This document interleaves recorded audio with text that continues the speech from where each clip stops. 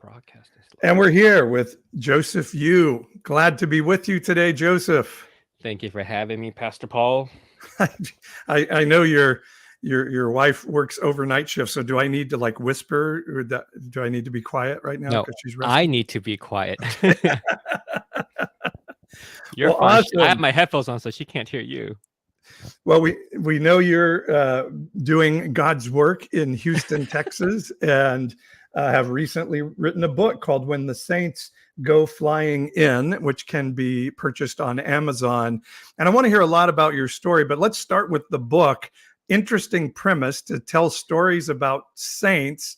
What tell us about the book and the premise of why you wanted to tell the story of saints? Yeah, so I transitioned into becoming an Episcopalian priest in 2019. I was a lifelong United Methodist, and one of my first clergy gathering of Episcopalian priests during lunch, someone asked me, "Who's your favorite saint?" And I was like, "What do you mean? Like, we have favorite saints? Is that a thing?" And everyone around me actually had a favorite saint, and I was like, "Oh, it is a thing." So I was like, well, I'm gonna be an Episcopalian, so maybe I need to find a favorite saint. So I started like looking up. I mean, there's like lots of saints. So I'm just like looking up saints. I'm like, oh, I like this part of this person's story, and that kind of relate to that. And then I started seeing all these stories, and I realized that I can tell a story of my story and this, stories that I've collected, tied into these saint stories, and see where it goes. So that's how basically the premise started. And the book is the tagline for the book is thoughts of faith, thoughts of life, faith, and everything in between. And that's basically what it is. Just little observations about faith and my journey, and using the stories of saints to bounce off or springboard off the stories that I want to tell. Yeah, so it's you're using these stories to talk about Me, because that yeah, matters the most. because you are a saint, yes. But deconstruction is the word we sort of use in this space, sometimes overly used, perhaps. So how did the saints relate to your story of sort of a transitional faith in this season, and even moving from Methodist to Episcopalian? It just showed me to a bigger the one of the so when I was a Methodist, I was a low church Methodist. We copied the evangelical church, like praise songs, and we didn't have any lights, or no, we did have lights, but we didn't have smoke machines and whatnot, and the three things that was most important was music, sermon, and offering, right? So that's Yeah. how I did our service. And the one liturgy that we would use would be maybe the Lord's Prayer here and there. And when I became an Episcopalian, we have fairly strict orders or rules, quote unquote, to follow when we do our worship. And it was really difficult to get used to that, because I was so used to this freedom, right? But after a while, it really dawned on me like how important is this, because it shows you the wideness of our community, a faith community, because every Anglican and Episcopalian all throughout the world are going to read the same prayers, the same, and any church that uses the Revised Common Lectionary, assigned readings, basically, all the Christians on that Sunday are going to read the same scriptures, same, and the Anglicans and the Episcopalians, same prayers and same liturgy. So there's a wideness to our faith gathering. And then some of the prayers that are used in the Book of Common Prayer goes centuries deep. Like some of them are written in the 1500s. So there's a depthness of our worship. And there's never all of our liturgy, unless we're quoting directly, never have a I, me, or my. It's always us, ours, and we. And so just along with that, and hearing all these or reading about all these stories of saints that's gone before us, that there is a really rich tradition that we inherit from our foremothers and forefathers, that many of us just forget about, especially in the evangelical church, because what matters is what this church has done for the past 30 years, and nothing matters anything before that, and nothing matters anything outside of that. So I was just really appreciative of the stories that are centuries old, but yet still like relatable and speaks to us in 2023. And generally, stories of saints aren't status quo followers. They aren't like, let's get a political party together and overthrow the government. Are they? I don't know. Maybe they are. I don't know. But I would think if you try to over or if you were I mean okay, yes, some of them tried to overthrow the government, but that was the empire, right? right, Not like what some Christians are doing today. not like It was trying to overthrow the other party so they could right, become the right, empire. right. But there's a lot of like resistance and endurance in our history that we seem to either forget or misuse. Yeah.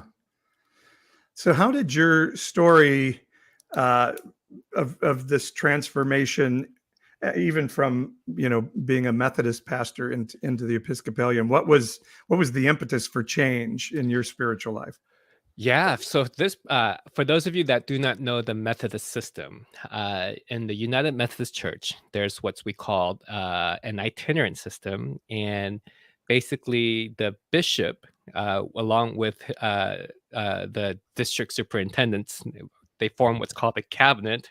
They tell you where to go. So the bishop appoints you in your geographical jurisdiction boundary area. So we were asked to move to this place a little bit outside of a city called Tyler, which is all the way in East Texas. And Houston is still probably one of the most diverse cities in the United States. The Asian population in that little city outside of Tyler, Texas was 0.1%. So you're taking me from the most diverse city to like where people are going to be like, "Are you Chinese?" It's like, "No, I'm Korean." Are you from North Korea? Like all this, like I don't want to deal with all of that. And on top of that, my son is on the autism spectrum, and Mm. the special education and special needs services was going to be far less than what we're receiving here. So like we just couldn't go. And you're not supposed to say no to the bishop. So after a long like just getting my ass handed to me by the bishop, I was given a decision. I could either um, uh, tuck my tail between my legs and then go and take this appointment that's going to be harmful to my family and to my mental and emotional state, or take a leave of absence, and then come around next year, the following year, apply to get appointed by the bishop again, or move out of Texas. And so I didn't want to take option one. I didn't want to take option two because I was afraid that if I come back, the bishop's like, "Well, let's see you say let's send you to even more rural area like Texarkana." Mm. Um, and I was like, I don't want to do that. Not that the bishop would, but I think that bishop would have. Uh, so I was trying to find a way out of Texas and move back to the West Coast, and we were really, really looking to move towards Seattle. And all the doors were just slowly closing. What was guaranteed was that come July of 2019, I would not be working for the United Methodist Church. I would have to find another job. So, as I was discerning, someone from the diocesan office that I knew reached out and said, "Hey, how would you like to start a church? The only catch is you'd have to be an Episcopalian." I was like, I don't know about that because, like, I spent so much time getting to know the enemy, quote unquote. I knew the institution of the United Methodist Church. I knew the good, and I knew the bad, and I knew the ugly. And I felt, like I didn't want to start all over learning a whole new institution. So I was reluctant at first, but once God has plants an idea or a seed in your heart, it's hard to like ignore it. And here I am now, an Episcopalian, And still in Houston. still in Houston. Yeah, Well, it worked out then. It worked out. it did. It's really like I have a hard time believing in coincidence these days because, like, when I look back, the friend that reached out, his name is Jason. We met like just on a whim because I tagged along with my friend to a breakfast. She was like, come. I was like, sure. And I met this guy, and he was from DC. He was from San Diego, lived in DC, now is currently in Houston. Whom his wife like really longed for the days in San Diego. And And we lived in Santa Barbara. My wife and I met in DC, and now we're in Houston. So I was like, oh, we live in the same places. Let's talk. And we kept this connection. He's the one that I met in 2017, and then in 2019 he offered me a lifeline. And there's all these little things that took place where I was like, oh man, that was not a coincidence. This was all like predestined for a loaded word. Yeah, I was going to say, so you are a believer in providence. Maybe. I mean, how do you see that? I think it's a question a lot of people are asking right now. Is sort of God, and that's a loaded word for some people. This idea of a patriarchal cosmic male out there on a throne somewhere. But let's say a white male with white beards and white. Definitely American. Definitely. But God as an aspect of the divine, somewhere larger than the universe, orchestrating or interacting with life. It's just such a hard thing. I think that particularly people who are really working through their faith and spiritual walk right now are trying to figure out. How do you see all of that interaction between the divine and humanity and life, et cetera, et cetera? Yeah, I go back and forth a lot because my parents, my dad's a pastor. I think I mentioned, or if I'm not, he is a retired pastor. His belief is like nothing happens without God's permission. Right. Like if a bird dies, it's because God commanded it or allowed it to die. And I guess at least he's aware of it if a sparrow falls from a tree, right? Right. But like as I've come to my own faith, I'm like, that sounds stupid and harmful, right? So because if our a relative gets cancer and dies, it's because God deemed that to be what was supposed to happen. And my wife is a chaplain at a children's hospital, and some days she'll come and she says, you've been a pastor longer than me. Why did God let this baby die, but that one live? I'm like, I don't know. Like, why are you asking me? So I always go back and forth, but I often feel like it's a cop-out answer too. Like, I know God is involved, but I don't want to say God is pulling the strings. I have the one way I told it is, like I see my son, and my son, as I mentioned, is in the autism spectrum, and he's still learning things, and I can see that if he does this, it'll be very harmful, and I tell him not to do it, but he'll still might try. And then if he's gonna run on the street, I'll grab him and pull him back. I don't think God's gonna like pull me back from something. But then there's stories where I feel like God has. But anyway, it's the simple answer is, and I wish more pastors would and I feel like the evangelical-ish people at you and them and like a couple of other more progressive, quote unquote, TikTok and social media people, pastors on social media, they've become comfortable with saying, I don't know. Mm-hmm. Because that's very, very important to me now. Like I don't know. Let's figure it out. Sometimes I'll get it right. Sometimes I won't. But like I don't have the answers. And when they say, where is God in all this? Like somewhere. I don't know. But let's break things down and let's see how we can maybe find the presence of God in such tragedies together. So providence and predestination and like it's theophany, is that what it's called? Is that the like it's just a really Christ showing up somewhere? Yeah, it's just a really complicated things that we church folks would want to simplify so that we have church leaders want to simplify so that we have answers for people to rally around. And sometimes those are the wrong answers. This only happened, God took your son because God couldn't wait for your son to be in heaven. Like, that's a bullshit answer. Oh, that's an awful answer. Yeah. My dad's mom died when he was 9, and they told him it was because God needed his mom in heaven. It's like, no, I needed my mom here. Need my mom. God's an asshole. Yeah. I mean, it's different. I remember hearing a story about a family who lost their baby from SIDS. And in the memorial service, the pastor's telling the story. In the memorial service, they treat it like a birthday party. That's how Mm, they chose to mourn. And I'm like, that's okay, because the parents, the grieving, decided to translate this way.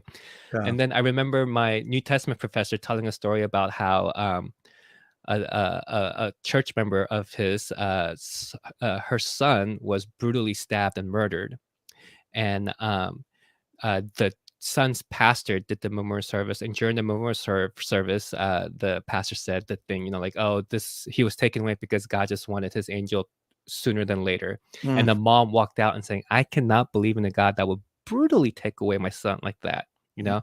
It's two different, right? It's one thing to say for yourself that this is what I believe, but for someone else to say, no, no, no, you should be happy that your son's in heaven. And we Yeah. just and I think we're so afraid of the unknown and silence. We fill the space with these cliches that work for a like the tip of the iceberg thing. Like, uh God did this for a reason. Like, it was because of God. Like, if you don't get into the school that you wanted to, then you can say, yeah, everything had, God has a reason for this. Fine. But to say that to someone who's mourning after a tragic loss of a Mhm. loved one, that's harmful.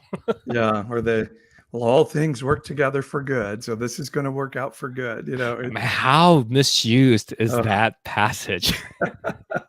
I think, we're, and it may be Western, it may be America. I mean, we're afraid of pain. We're afraid of feelings in general. And so I think we try, like you say, try to find some simple answer. And I don't know, or I'm not sure, or I think, but I'm not sure, and you can think differently, I think are really powerful, interesting answers to things. Unless you want to control what people want to believe. True. Um, yeah, And we have, I think, American Christians are demanding simple answers. Give me, is homosexuality bad? Yes or no? right. Is having sex? Abortion, yes or no? Yeah, is having sex outside of marriage bad? Yes or no? And if you ever say, well, there must be, Heretic, yeah, heretic, exactly. I'm like, well, there must false be, prophet. there's a nuanced answer to that question. And they're like, exactly. They're yelling heretic. And I'm like, well, I can read the Bible and see that Tamar dressed up like a prostitute and fooled her father-in-law into knocking her up. And the Bible says she is righteous for doing so. So there may be some Yeah, but nuance. that's in the Old Testament. Talking about what Jesus said. Of course, of course. I tend to see, um, it's interesting because I've been on podcast with atheists who say, Mhm. why do you believe in anything, mystical, supernatural? And I grew up in a even in a Pentecostal church where we spoke in tongues, and salvation itself is a mystical process. All other mystical was demonic. Like we threw New Age and all that, and even psychology was Oh, demonic. And so I see on man, both you ends were of the, like Pentecostal, we Pentecostal. were Pentecostal, and no doubt about it. We didn't dance, smoke or chew, and we didn't date girls that do, kind of thing. But when we understand that we are mystical beings, I think, in partnership with something divine, like I tell my atheist friends, I'm totally willing to say it may all be in here, Right. and it may not be out there. That may be true, but it sure seems like it's out there sometimes, interacting with something in here. And the Bible, Jesus says, make it on earth as it is in heaven. We're seated with him in heavenly realm. Like, I'm not going to throw out the mystical for those guys or those guys if Right. there's something for me to reach up and grab into. I forgot who said this, but he said that we're all spiritual beings having a human experience. Hmm. Do you And believe that? I do. Like, people do ask me, why do you still believe in this archaic, or not archaic? Is archaic or an ancient, like Ancient, archaic? yeah. And I'm like, I don't. One is I grew up with it. I don't know what else is there, but I personal experience. I just can't walk. I try to walk away from it, but I can't. It like the Godfather scene, he pulls me back in, and I'm always like, I'm like, okay, so I guess this is. I just have experiences that I can't deny that were bigger than me, bigger than life, and bigger than this world. And um, if that makes me look silly to you, I'm okay with it. I'm okay with it. And if you don't believe what I believe, I am more okay with it. I'm more than okay with that too. So like, just we can still agree to disagree or still find a way to coexist. So give us an example. What is it that pulls you back? I don't know, man. The Holy Spirit. um There was when I was going through the process of not having a job in 2019 with the Methodist Church. That was the culmination of me thinking that I was so burnt out by church. Like I moved to Texas. People were crazy. Someone in your comments said, "But comparing to Trump to Jesus isn't heretical," which is like, I had this person come up to me and say, "Your sermon is way too political." And I was like, how is it political? I was talking about feeding the poor, loving the poor, and making sure that, we are looking out for the poor.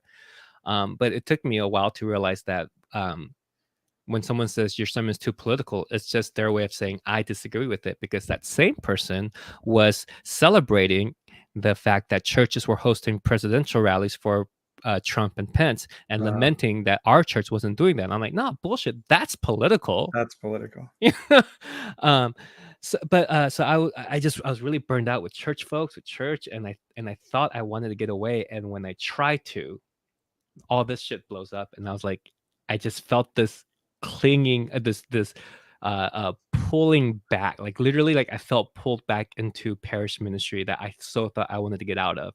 And I was like, oh, there's something there. And the biggest joy of a pastor, it's a double-edged sword. It's people. When people get it, when people are thinking beyond themselves and really practicing generosity and sacrificial love, there is nothing more hope-filled than that. Right? People are the best part of our job. And the Right. worst. And they're also the fucking worst part of our job too. But when you see people like live out their faith, and what they believe, like, is no longer something that they think, but something that they do now on top of what they like, that just that keeps me like, oh, this is why I'm called to do what I'm called to do. um and then there's little like supernatural moments where I spent a good chunk of my book talking about three little birds. I was going to say you talk a lot about birds and Yeah, youth at a Padres game, and yeah. I was at when on Ash Wednesday of 2019, I just literally got my ass handed to me by the bishop. Bishop tore me into a new one because I said no to him. And on my way out, I was like dejected. It was Ash Wednesday. Like, I know I should be sad and dejected, but not this sad and this dejected. So I was gonna drive home, and I didn't want to drive in silence. So I just opened my liked on my Spotify like a crazy person, and I just press shuffle. Like, I'm gonna play all the songs that are on my liked, that I liked throughout the 10 years or so I had Spotify. And the first song that played was a cover song of Three Little Birds by Joshua Radin. Hmm. And the chorus, every little thing is gonna be all right. I was like, oh man, I'm gonna take this as a sign. And all throughout the season, like, I started noticing birds and whatnot. And then at the end of this, when all the decisions were made and that I was going to be an Episcopalian, a good family friend of ours invited us to a resort that her son owns in Belize. Nice. And yeah, and I was like, oh, this is such a great way to cap off this stressful year. And I didn't realize it, but the resort was in a jungle called Sweet Song. And I was like, why is it called Sweet Song? So we dropped off our belongings when we got to the resort, and I'm taking a walk around, and there's pictures of three little birds here and three little birds there. And I look at the sidewalk, and the lyrics are inscripted from the song Three Little Birds. And I realized Sweet Songs is part of the song of Oh, the Three Little Birds. And so I was like, okay. And then we go and eat lunch, and the cafeteria is called Three Little Birds. Their house special drink is called Three Little Birds. And I was like, holy moly, this is more than a coincidence, right? Like, I have never felt so affirmed in my existence than in that moment, where I just looked around and I was like, okay, if this is not a sign, then I don't know what it is. So it's like these things that I can't describe. Like, did God cause all that to happen? I don't know, but I do know that I felt like God was, even when I was in the even when I felt like nothing was going right, I felt that God was with me. And Mm. this was proof that God was with me. Did God dictate everything to happen? I don't know, but I felt like God was just walking with me in every single step I take. I think it's such an important thing. And you had said earlier that we can say, I don't know, because I do hear from people often like, well, when I'm having a rough day, what do I do? Can I pray now? Can I reach out to something bigger than me? And then on the other end of people like, yeah, and I had a loved one die of cancer, and I prayed and prayed and prayed and prayed. So it is, I think, again, sitting in the human condition of I don't know says, I'm going to sit with you wherever you're feeling right now. Right. And God disappointed me today, and I'm going to sit in that disappointment, just like this they do so often in the Psalms, but I need to have a God today that at the end of the Psalms that says, but God has helped me before, and I'm going to reach out to that divine presence again. So it almost sounds dissonant and dichotomous, but I think we're in partnership with something rather than pieces on a chessboard being moved around. Right. And like the crazy thing is, the Sunday's assigned text is the road to Emmaus, right? The walk to Emmaus. And the phrase Cleopas says is, but we had hoped, right? And I was like, obviously I'm stuck on that because I have to preach on it, but like, it's such one of the most relatable phrases I think I've read in the Bible for a long time. But we had hope. Like, how many of us have been on that road, but we had hope? And the thing is, let me interrupt real quick. And for anybody that doesn't know, that's the story about the men walking who had heard they were followers of Christ, and now they heard Christ had been crucified, and they're like, now what do we do? And the road to Emmaus, the walk to Emmaus, happens on Resurrection Sunday. So like we have this dichotomy of the Lord is risen, he is risen indeed, but we had hope. And I feel like we as church don't really address that second part, the walk to Emmaus. We address it as, oh, look at Jesus, he was here the whole time. But the we had hoped is far more relatable than seeing Jesus all the time. And to which I have come away with, sometimes it might take a minute to see the resurrection, and it's okay if you don't see it right away. It's okay. And the thing is, Jesus walked with them on the road of broken dreams, brokenness, broken hope, failure, and still was there in the midst of them, thereby saying, blessing the journey of disappointment. Like, it's so it's we know that the world isn't perfect. So like when shit hits the fan, it's okay to be lamenting and angry and feeling all the feelings that we feel, instead of shoving it down and putting on a mask and going to church saying everything's good, brother. Yeah. God, I'm so blessed. I'm Hashtag blessed. And I love that you're sharing that, because my friend Douglas from South Dakota is in the comments saying he's having a rough day, and our heart is with you today, Douglas. And I love to share with people that, a lot of people have Jeremiah 29:11 as a life verse. It says, for I know the plans I have for you, declares the Lord, plans to prosper you and not to harm you, plans to give you a future and a hope. And sometimes we don't realize that verse was written in one of the worst times in history for Jeremiah's people. He's like saying, you're going to be taken into captivity. Your culture is going to be completely overturned. Your religion is going to become illegal, and you have great hope. Paul, how dare you add context to scripture? Yeah. And even then Jeremiah wrote his lament, which we call Lamentations in the Bible. And in the middle of that, he says, The steadfast love of the Lord never ceases. His mercies never come to an end. They're new every morning. And so, yeah, there is something of being able to say, this moment is shit. I'm not in denial about that. But there's something in our humanness and in our divine connection that says, and I can find hope somewhere. I mean, hope is fragile, but it can't be destroyed. Mm. And I always come back to the little match strike. Like a match can still light enough for your one step in the darkest of caves. And so it might be small, it might, but you just can't. Hope never dies. And Douglas says Psalms 13 is one of his favorites. And I love that one as a demonstration of a soul saying, this is the worst possible situation. Where the hell are you, God? Right.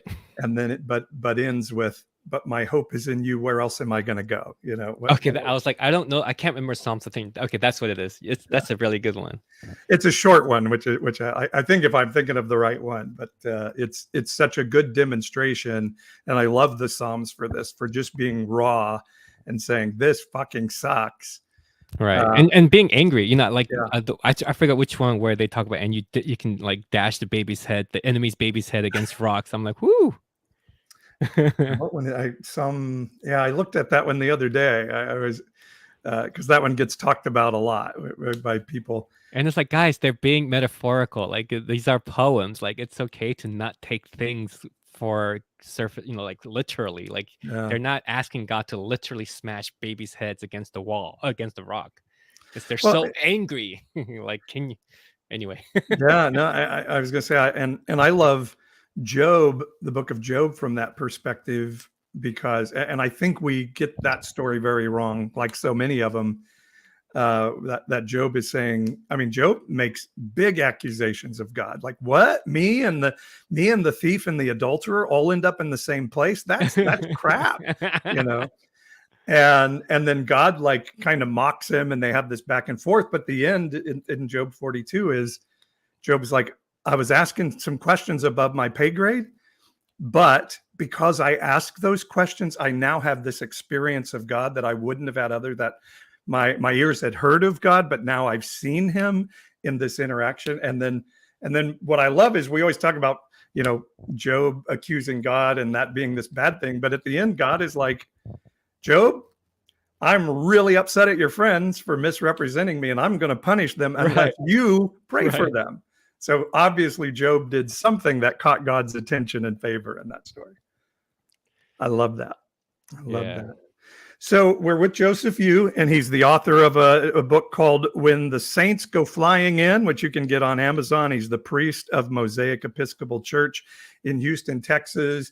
And one interesting thing about the Episcopal Church and the other, what we call the high church here in American Christianity, is I have seen a movement, and maybe you can tell me if this is true or not, but anecdotally I've seen it, and I've heard rumors that it's true, that younger people who are disenfranchised and disenchanted with the right-wingness of the evangelical church have been making their way to the higher churches with a more, I don't want to say formulaic. That's not the word I'm looking for, but the traditions of a high church, it seems to be attracting a younger generation of Christians. They ain't coming to mine. No. From my mouth to God's ears, right? I think there's a name for it too, like ancient modern or modern ancient movement. And yes, there has been I don't know, post-pandemic. Pre-pandemic, there was a movement to going back to these more relics and whatnot, and just having the depth of our faith expressed. I think post-pandemic, people just said, "Screw church, I don't want to go back."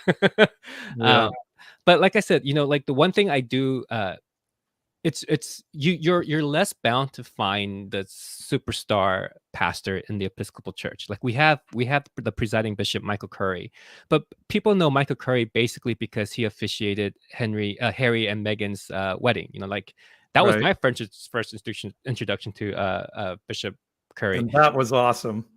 Yeah, but like for the for our liturgy, which is called Rite 1 or Rite 2. Liturgical. That's the word I was looking for. That's the word I was looking for. Yes. The Eucharist is the center of our gathering, and so everything is planned around that. So a lot of times I get away with preaching. If I know that my sermon is going to be bad, I can preach 10 minutes and get away with it, because the the sermon is not the key element of the worship. Communion is. And so, which also kind of lends to, there's a lot of boring Episcopal preachers. Not all of them, but quite a few of them. I think the difference is this: you have this thing that feels like you've been doing it forever and ever, and not like this emotional dim the lights, like you're not setting a mood, right? So I think you are, because there's candles involved in the liturgy too, but Right. whatever. But I do think people are yearning for something deeper. And I think one of the things that the evangelical church has failed to provide is depth, in that sense, or depth of history and tradition and whatnot. They just want you to be all in for Jesus without explaining what that means. And usually that means is go vote for the Republicans or whatever. And I'm being facetious, obviously, but Partly facetious. yeah, Sort of. there was a trend of people moving to something that was far more liturgical and ancient, but in a modern way. Well, my daughter is, who probably will be okay if I tell stories on her. Like, she grew up obviously in sort of the Bethel Hillsong music type environment, and we think, oh, all the young people are going to love this, and she's a singer, and she passionately hates that music. And we went down last week to see her perform in a choir with doing Handel's Messiah. Oh. And so she's fairly she's extremely non-religious, and is kind of searching what spirituality looks like. But she was so moved by being a part of Handel's Messiah, and she was telling me, like, for I don't know how old Handel's Messiah is, but for all this long time of history, this is how the Bible story was told, singing these songs from start to finish, the Bible story. And she was just moved to be a part of that history and the root system of that history. So I totally get what you're saying. It makes us feel so small and yet so connected. And sometimes we need that, because our culture is like, be the best you. It's all about you. You do you. And here at our church, it's like, no, it's about us. It's not just about you. You're important, but you're important because we are important. I do want to get back. I want to ask you some more about saints, but Douglas, in our comments here, for those who are watching live on YouTube, is saying Herod did smash babies' skulls and called for it. So not hard to take that literally in Psalm 13. Do you have a thought about that? Yeah, but Herod's a bad guy. Who wants to be like Herod? No, I don't know. I mean, it's at the end of the day, like, we're the most insecure of us are the most controlling. And so, one of the reasons why Herod had to smash the baby skull is because he was very insecure about his power being taken away. So he had to make sure that all the babies that could be around Jesus's age had to be disposed of. And when religion, going back to religion, like when at our worst, it's used to control people to think in a way that we can manipulate or whatnot. So yeah. It's a hard one, and I really appreciate the question, Douglas. And I'm looking at Psalm 137 ends with a bashing. Blessed is the one who bashes the baby's heads against the rocks. And blessed is the one. That's right. Yeah, and so sometimes I think we have to read those. And this may be a cop-out, and I haven't dug deeply into Psalm 137, and I may do that now to clarify at some point. But I think sometimes what we're reading are human beings giving us their best interpretation of God. And so they believed, like, being able to defeat our enemies in war is a blessing from God. And so being able to wipe out and commit genocide against our enemies is a blessing from God. Right. And I think we can say, No, Eh. that doesn't seem like the divine spirit of heaven to me. So that was a cultural human interpretation of the time. And I can say that's nothing of divine other than that was the working relationship between that culture and its divine. And Right. I can reject that Right. outright Because, now. like, people don't, forget that the Bible's not a play-by-play commentary. They didn't, like, write it as it was happening. They're looking 400 or 500 years removed and reflecting on it. And, like you said, the part of the custom of the people back then was when you win a war, you wipe them out. Yeah. You have no chance of them. You prevent any chance of them to create more of their men. So you do everything to wipe it out. And when you're the underdog like Israelites and you're winning these wars that you're not supposed to, you look back and you're like, there was no way we could have done this without God. Right. And so you attribute God to that. And because it was natural for all the other gods to demand like you wipe them out, it be seemed natural to say that this God too is, like, so do I It's why believe that? the literalist interpretation of the Protestant canon is such a bad idea. Right. Because how do you say like Abraham raping first Abraham having a slave girl, then raping her for her baby is a permissible thing, Or letting his wife shack up with the king because he's afraid that they'll kill him. So he's like, "Oh no, that's just my sister. Go ahead." Yeah. But I again, Paul, so that's there the Old Testament. We don't yeah. listen to the Old Testament. We only use the Old Testament when it fits our narrative. And also, Douglas, I would say Psalm 137 was written, I don't know how long, that would have been probably a couple of thousand years before Herod, by the way. But I think Maybe that maybe yeah, Herod saw that and was like, "Oh yeah, I will be blessed if I it's dash these permissible. babies' Yeah. heads." Yeah. Although I always think of Herod. Herod was Trump, man. Herod was like, I'm going to do whatever it takes to partner with these Sadducee religious guys so that I can keep power and be in Uh, charge and keep, sleeping with all the women and their daughters that I want to and behead John. So he was just the Trump of his day. uh, So tell me, so the book is When Saints Go Flying In. You're telling stories that you told us earlier, kind of relate to your life. Like, what is a saint, and why are they important in the Episcopal Church? why are they important? I don't know. A saint is just someone who really lived out their faith in ways that seem remarkable. But it's very important to know that these are ordinary men and women, and they just happen to have a extraordinary amount of faith. And not everyone, there's a whole process of becoming a saint, and you can only be a saint after you die, because I think it defeats the purpose to name you a saint when you're alive, because it's like being awarded the most modest person in the world, and they give you a little button. Like, once you put your button on, you're not the most modest person in the world, right? It's that kind of thing. Well, if we believe Moses wrote the Well, Pentateuch, then he called himself the most humble that's right. man on earth, That's right. which disqualifies you right there by writing that Or sentence. I mean, Trump, who said he's the most humblest person he's ever known. And I was like, oh, okay, we're bragging about being humble.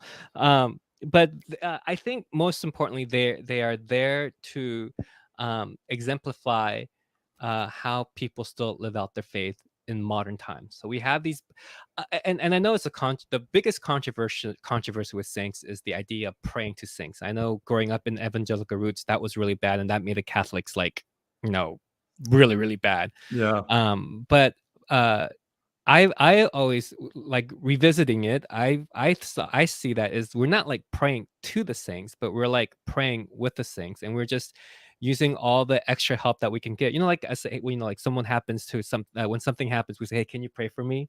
And it's just doing that, but also just like asking for someone who's higher above, like who specialize in a special field of certain things, because certain saints are patrons of certain things. And people say, well, who talks to dead people? I'm like, people do all the time, yeah, people who've lost loved ones, they say things like, before they go into a meeting, or important interview, dad, I hope you're with me, or whatever, or after something was, oh yeah, mom was so here today. Now we still do that. But it's just weird when we call it, when we think about the saints doing it, because we have this anti-Catholicism that was built into us when we were growing up in the evangelical church. But essentially, these are people who lived an exemplary life, and who can serve as role models of living out your faith in extraordinary circumstances. I think we all, most of us might be familiar with Mother Teresa, who was canonized and who's an official saint. And if you look at it, Mother Teresa, probably, there's a lot of Mother Teresa not hate, well, yeah, hate, like slander that came about when she was going to be canonized, and saying how she wasn't a perfect person. Like, yeah, that's the point. Yeah. They're not perfect, but you know what, they really lived out their faith in such a way that we cannot, maybe we could be like, hey, we don't believe in God, but we cannot deny how her faith shaped her life. And therefore, that's they can serve as an example for us to live out our faith and find the courage and whatnot, and say, hey, you know what, that person went through it. They might not have lived a full life, but that person went through it, and I think I can be inspired to live through that as well. What they went through, something I went through, and whatnot. So it's I think for me, these saints, much like the people in the Bible, serve as a role model to, or as an example of how to live out our faith. And the other thing, going back to like the Bible people, like me growing up, the Bible characters were painted. Am I allowed to, that makes it sound like they're the people of the Bible, not Yeah. Bible characters, people of the Bible were painted in such a way that they were superheroes and whatnot, and they just seem so unattainable. Like, why would I even want to try to be like King David when he's so perfect? But like, as you get older and you read David's story, you're like, that guy was, Yeah. like the last thing he said before he died was, hey, all those people that wrong me after I die, go kill them. Right. And it's like, wow, I could, like, And did he say that while he had a young girl in bed with him, keeping him warm? which no one talks about either. So it's like, these people are very, very, very, very human. Mm. But they showed courage and faith in situations that seemed like it was no way out or whatever, and that's what made them examples of faith. But outside of Jesus, everyone was just flawed. I mean, Peter's my favorite disciple, because Peter and I feel such affinity with Peter, because Peter always says the stupid shit at the wrong time. I'm like, I know how that feels. Well, and you make me think of Hebrews 11, which I always call sort of the Bible's Hall of Fame, where it lists all these great people. And I always thought the saddest thing of that chapter, if you read it, at the end it says, and none of them were able to see the fulfillment of God's promise while they were on earth. And I thought, God, what a ripoff. Like Moses went through all that shit and he didn't even get to go into the promised land, Yeah. But then we go to Hebrews 12, and we know those chapter breaks weren't in the original manuscript. And it says, since we have this great cloud of witnesses. And so I just always see that as if we were to talk to Rahab or Abraham or any of the, they will say, listen, it works out. It works out. Life goes on post death, and you're going to have this bigger understanding. And so it spurs us to love and good deeds, to say, even if I'm 90, I'm going to keep reaching for this greater city that's out there, that something inside of me tells me exists. Right. And I love that part of it. And it's been encouragement to you as you've deconstructed and kind of rethought what your spirituality looks like. Yeah, and honestly, my deconstruction happened in seminary, before the word, like in 2003 or whatever.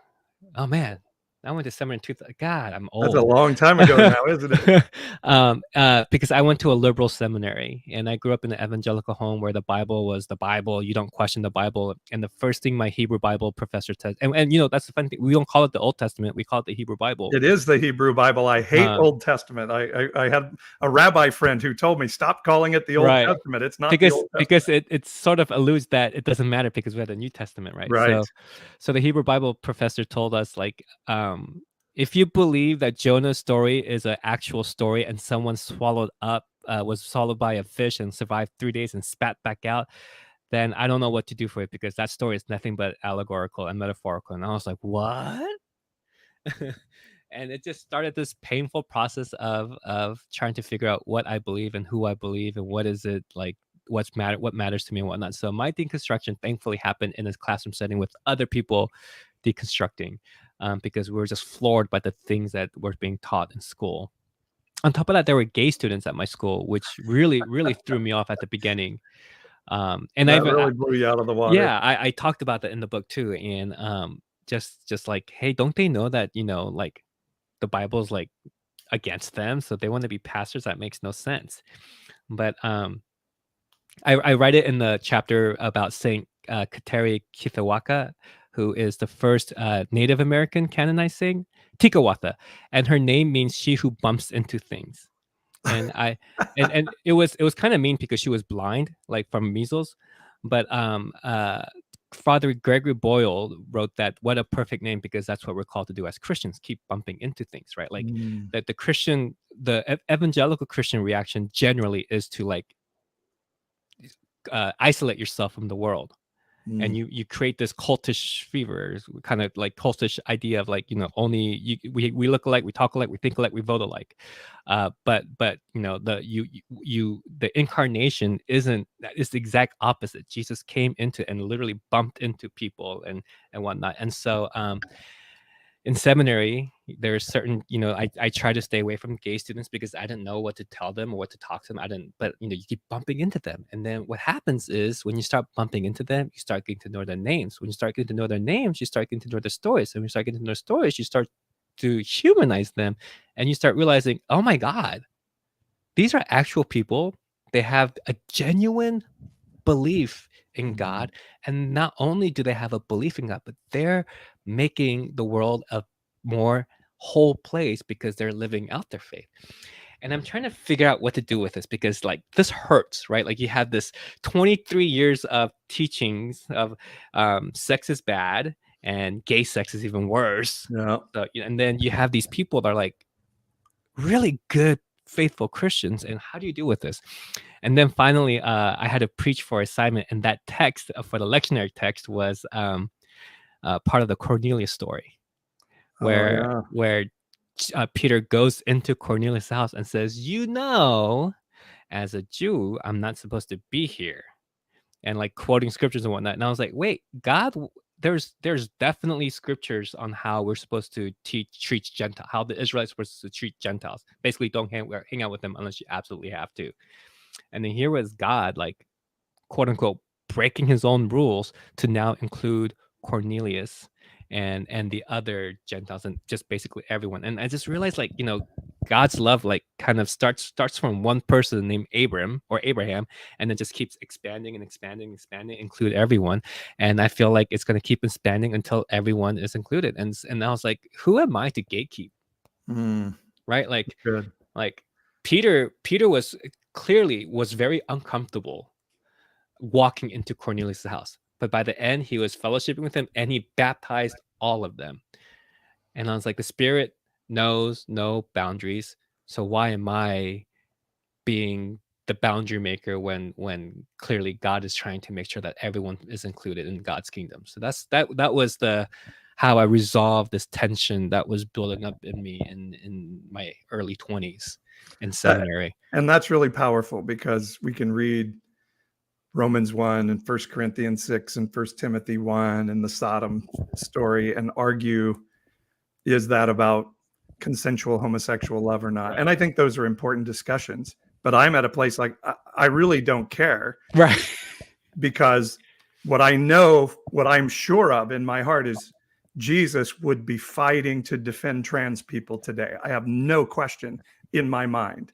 He would be standing against the establishment that wants to pass laws against, because that's what he did. And in the story of the woman caught in adultery, that it's the ones holding the rocks that are following scripture that day, not Jesus. Right. And in Jesus talking to Peter and saying, eat these animals, Peter was the one trying to follow scripture, Right. not the voice of the Lord. And so there is a time, I think, when that spirit of heaven will say to us, is what's more important, that your theology or those human beings? I mean, we do have whether it's literal or metaphorical, we do have a glimpse of the end of days in Matthew 25, and the king or the judge doesn't say, "Hey, recite Matthew chapter 11 verse 1," or tell me what you believed. It was, "Where were you when I was hungry? Where were you when I was cold? Where were you when I was naked? Where were you when I was in prison? Where were you when I was thirsty?" It's more about how we lived out the love of God rather than saying all the prayers, memorizing all the verses. And those are important, don't get me wrong. But it's what we do with what we memorized, right? Like, what's the Yeah. point of spouting out all, like, some of the Christians that I know that can quote the Bible inside and out are sometimes some of the worst human beings I've met too. And it's like, you're just memorizing, but you're not living it out. Like, what's the point of memorizing if you're not going to follow it? Well, what Jesus So, said, no eyes to see or ears to hear. And Saul of Tarsus knew the Bible better than anybody, right? right, right, And yeah, because I think when you look at Jesus saying, Sabbath was made for human beings, not human beings for the Sabbath. Those are important things to say. Yeah, the Sabbath is important, but it was made for you yeah, you're to have more rest. important. Yeah, not you made to serve the Sabbath. And so if you have a job that requires you to work on Sunday so you can live, which we've made Sunday the Sabbath, of course there's no God in heaven going to be mad at you for that. Right. That's ridiculous. Right. Yeah, And like I think I stole this from Rob Bell, but Sabbath is a time to remind us that we are a human being and not a human doing. it's good. And to just be reminded of our sacredness, because part of the reason why Sabbath was given was because these Israelites were making brick after brick after brick after brick after brick after brick, and their worth was dependent upon how much bricks they can make. And now that they're in the wilderness and freedom, it's like, no, your worth is because you are my people. And so be reminded of that and don't become a slave again. Take a day to honor your humanity and honor your image, the image of God that you carry inside you. It's like, remind yourself that you are a human being and not a human doing. Well, Joseph, it's a joy to talk to you. Where can people find you, and where can they find your Uh, book? you can find the book in Amazon. It's only sold on Amazon. So that's the one way to get it, both ebook and hard print. There's no audiobook, even though people have been asking. I don't have time to do that. And I am also active as a 42-year-old man on TikTok. And my name is my usernames for everything is Joseph.Yoo, spelled YOO, my name. So you can connect with me there. Awesome.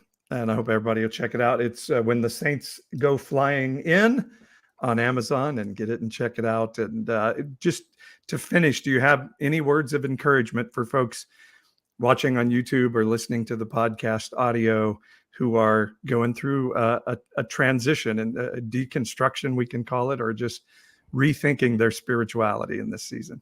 The one thing I've told people who are the young folks that who are deconstructing, I tell them, hey, don't focus so much on where you will end up, because a lot of two people I spoke to recently were afraid that they'll end up not being a Christian, and whatnot.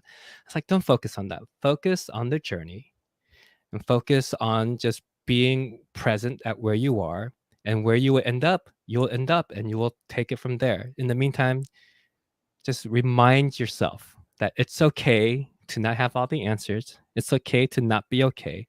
But most importantly, you are not as alone as you think.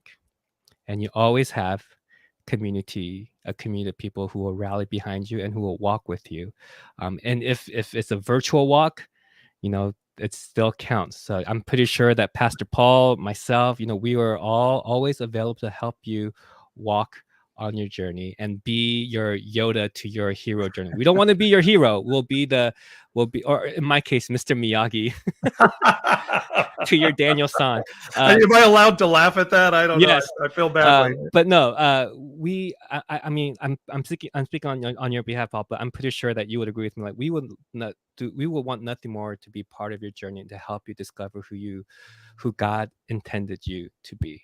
Mm. Um, and regardless of what the world or anyone has told you, you are of sacred worth and of value, and you are deeply loved. So. Yeah, I love that. And I'm like you, we're on social media, and we're human. Maybe, it's nice to get likes and all that stuff. I'm not going to lie to you, and see those numbers grow. But at the end of the day, like, I love the word paraclete that we use, and we translate that to Holy Spirit Hmm. as something out there. But I think being a paraclete is what you do, Joseph. It's Hmm. walking alongside. It means one who comes alongside or Mm. is an advocate for. Yes. And I think that's really what we're to do for one another as spiritual, believing people, who, particularly those who follow the teachings of Jesus, is we're to come alongside one another and say, I will walk with you wherever this journey leads. And yeah, we're glad to do that. All right. Love it. All right, guys. We appreciate Joseph Yoo being with us. And it's going to wrap up this podcast, which we'll release on our Apple, Spotify, and all the other places soon. And hey, for those of you hanging around, I'm recording another podcast on YouTube in about 15 minutes. So I'll see those of you who want to hang around for that coming up. But we'll see you all soon. Thanks for hanging out with us. All right.